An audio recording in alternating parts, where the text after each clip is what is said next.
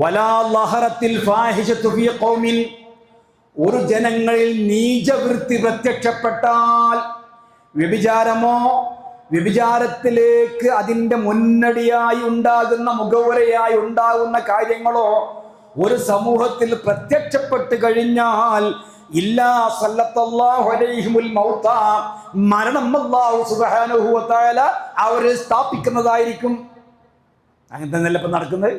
ഓമ്പള കൊന്ന് അവർ തമ്മിൽ പ്രേമത്തിലായിരുന്നു, അവർ തമ്മിൽ സ്നേഹമായിരുന്നു, മറ്റോ തീയിട്ട് പെട്രോൾ ഒഴിച്ച് ഇങ്ങേറ്റ് കൊന്ന്, മറ്റോ കുത്തിക്കൊന്ന്, രണ്ടാളും കൂടെ മരിച്ച്. റസൂൽ പറഞ്ഞ കാര്യം വളരെ കറക്റ്റല്ലേ? ഫാഹിഷത്ത് എന്ന വാക്കിന് ഡയറക്റ്റ് അർത്ഥം സിന, വ്യഭിചാരം എന്നാണ്. അത് മാത്രമല്ല, വ്യഭിചാരത്തിലേക്ക് നയിക്കുന്ന അതിൻ്റെ മുഖവുരകളായ നോട്ടം, നടത്തം, സ്പർശനം, ദർശനം എല്ലാം പിന്നെ അവസാനം പിന്നെ എന്താകുന്നു?